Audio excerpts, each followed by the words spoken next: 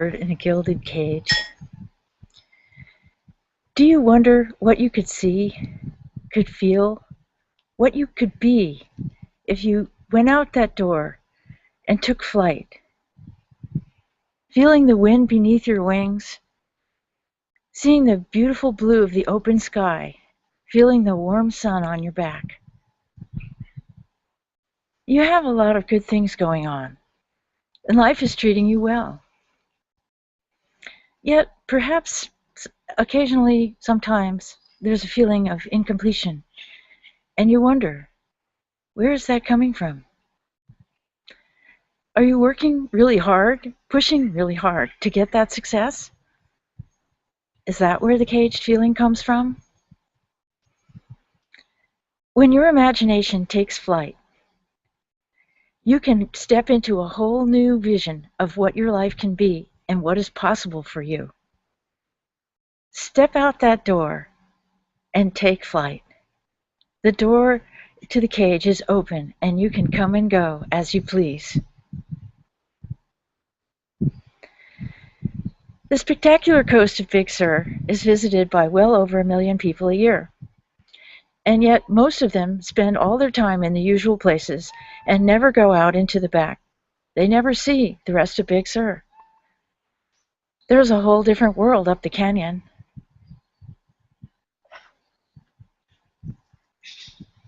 Maybe the idea of just stepping out into the wild all on your own is kind of a lot to wrap your head around. That's a natural reaction to the wild. The first time I came up Mill Creek in 1973 to the place where I now live, I was vastly intimidated. There were no paved roads. The roads were so bad that you needed four-wheel drive. In fact, unless you were driving a Jeep or a power wagon, it was usually a good idea to just park the car or the truck and walk in. No phone, no radio, certainly no TV, no running water into the hunting cabin.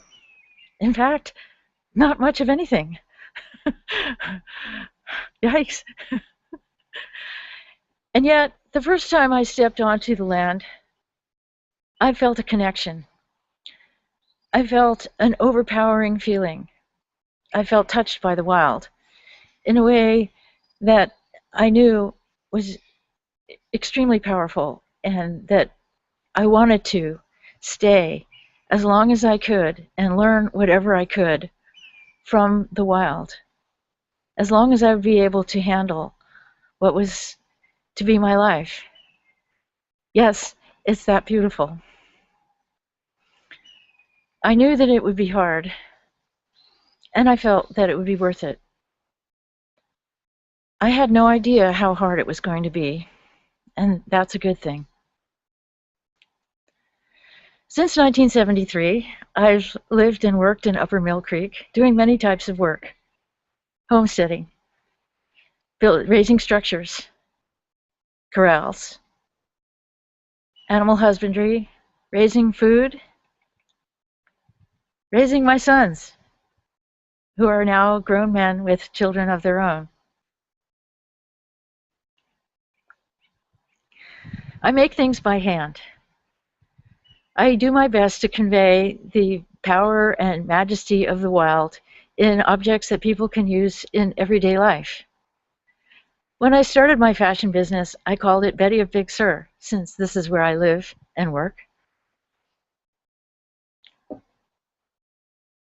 Now, after many years, the fruit trees that I've planted and tended are huge, bearing many types of fruit.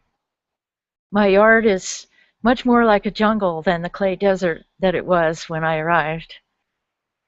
Learning how to grow food quickly from old-timers who knew how to get results fast meant that I was able to make myself and my family more comfortable and able to eat well. I passed along the dairy business some years ago to a younger person who uses it to help his family. It's great to just walk by and say, "Oh, look, there are the goats," after having done the work myself for 30 years and knowing that other people are benefiting from that now. All of this has freed me up to be able to develop a retreat location that is perfectly positioned within the wild, offering great opportunities to see the most spectacular parts of Big Sur. Don't worry, I have you covered. This is not primitive camping. It is a clean and orderly campsite with lots of great features to make your stay very enjoyable. Picnic tables, kitchen, flushing toilet, hot water shower. There's a stage. There's a pond for swimming. There's a horseshoe pit. You can really have a great time here. When you step out of your usual frame of mind and get out relaxing in a place that can really help you to unfold, your insights about what's going on in your life can change very quickly. You can have a life-changing conversation with the wild. And I want to help you have the best time ever. Today, I'll cover connecting with your group. I'll help you to feel the experience as much as I can, and at the end of the talk, I'll let you know how you can have this experience for you and your group personally. I'll begin by telling some stories about Mill Creek. Mill Creek has the highest level of precipitation of any canyon in the southern part of Big Sur. It's located to the south of Cone Peak so that storm systems that blow in from the Pacific circle around 2 or 3 times before exiting out to the east to drop the precipitation elsewhere. Because of this, the most fantastic green imaginable is part of the landscape here. The Native Americans who lived here for many thousands of years lived in ways that we can scarcely imagine, being as they were in direct contact with all forces of nature at all times. They were hunter-gatherers. They moved from place to place, carrying their possessions with them in baskets on their backs.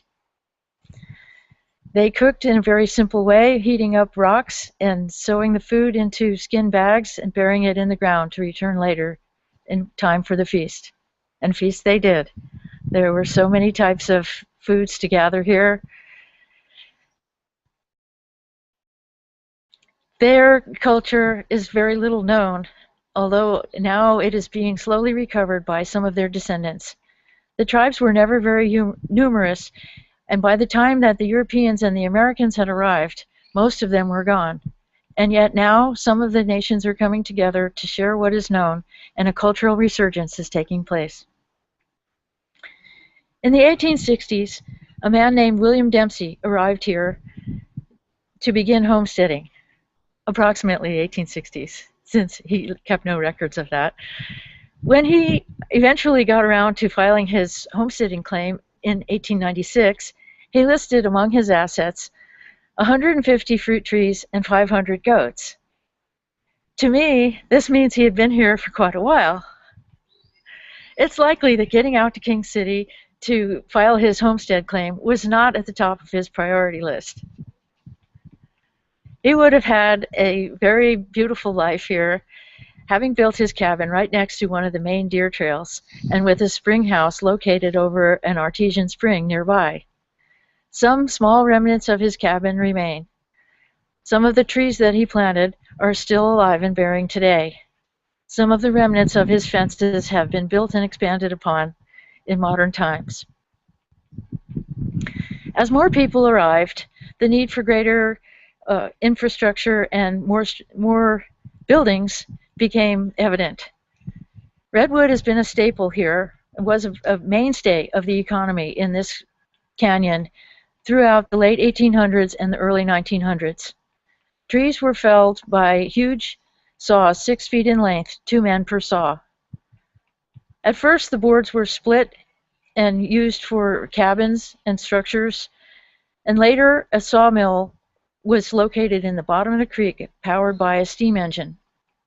There were wagon roads throughout the canyon to transport goods to and from the landing at Mill Creek.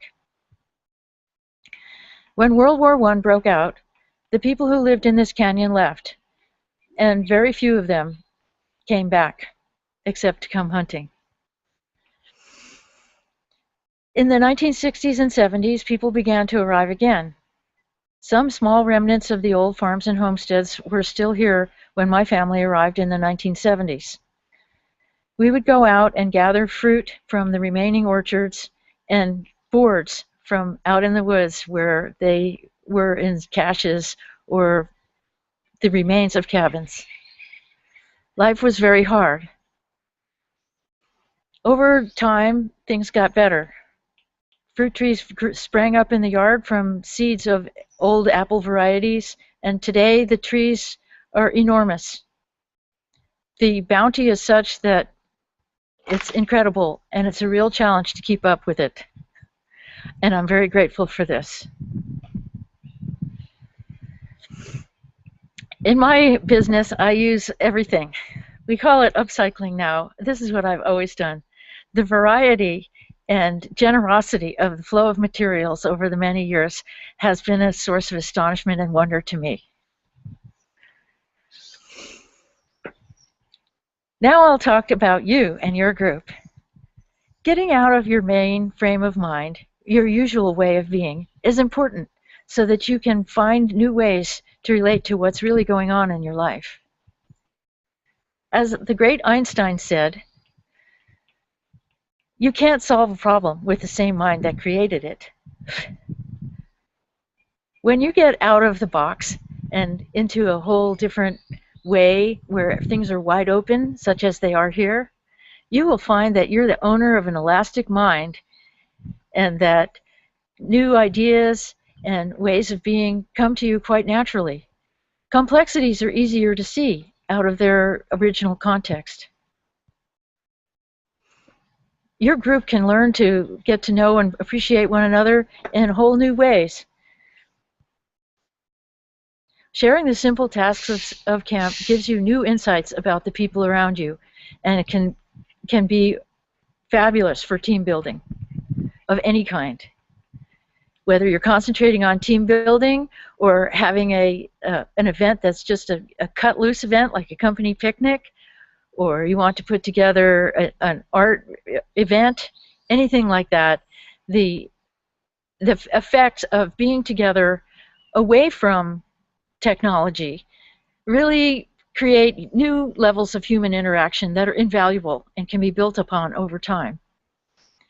You'll get new ideas about how to do your stuff that you can take anywhere.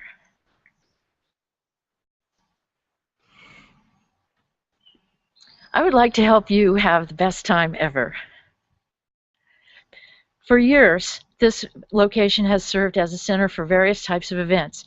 Motorcycle events, music festivals, school outings, creative retreats, knitting camps.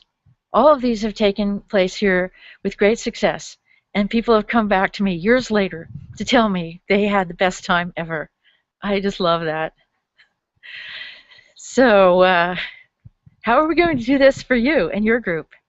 Well, my suggestions would be to get in touch with me and let's start talking about it. When you come out here, there are so many different ways to amuse yourselves.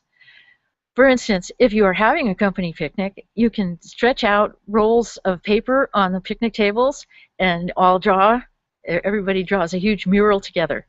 There's different kinds of very simple art projects that people can do that call upon nature and give you something that you can take home and use to remember and just use in your life.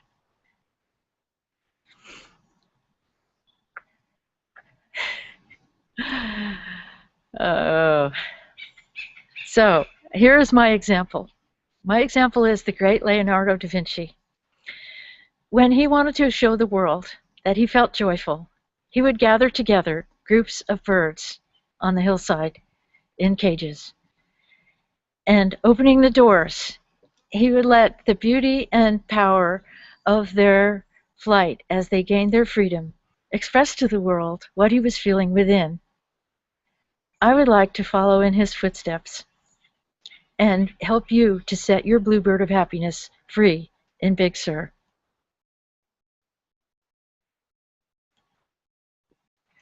This fully supported camp facility can help your group to just step right into the wild in a very comfortable and pleasing way. You will love that your cell phone doesn't ring, but you can still send and receive text messages if you wish. The nearby ranch house has a phone and a satellite internet connection, which is how we're having this conversation today. But you might want to take the opportunity to make yourself a little less available to the rest of the world and more available to yourself. This is a great opportunity to really unfold and see things about your life that can help you to improve everything about the way that you feel as a person. If you would like, you can just walk right into camp and not even have to deal with the tent part at all. I'm an old hand in camp. I started camping at a very young age, spent as much time outdoors as I could. As a Girl Scout, I earned 17 merit badges. Serving often as camp cook, I learned the basics early. So setting up and knocking down and making the meals and keeping an orderly camp just comes naturally. I would like to give you the benefit of my expertise.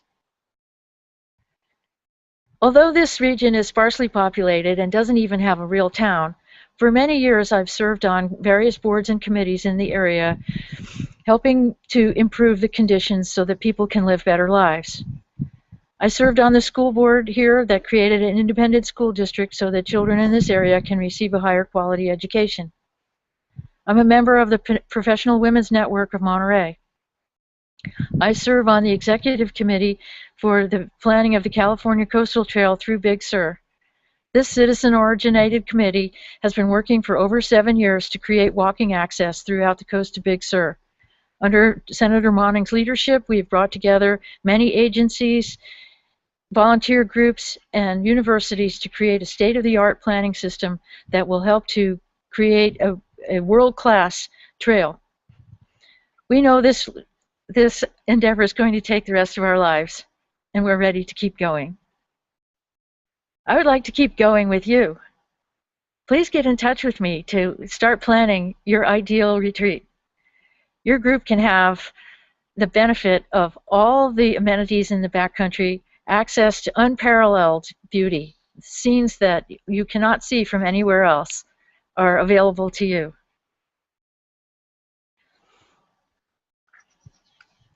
Visit www.bettyofbigsur.com.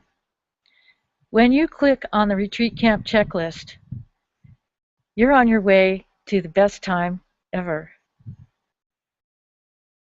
The quick checklist will take you through a variety of things that will let me know what's important to you, and you'll get instant feedback, an opportunity to schedule time to talk with me about your retreat. I look forward to working with you. It's my mission to take all of the wonderful fortune that I have experienced in my life as a working artist to another level and help the human race unfold in ways that no one has yet foreseen.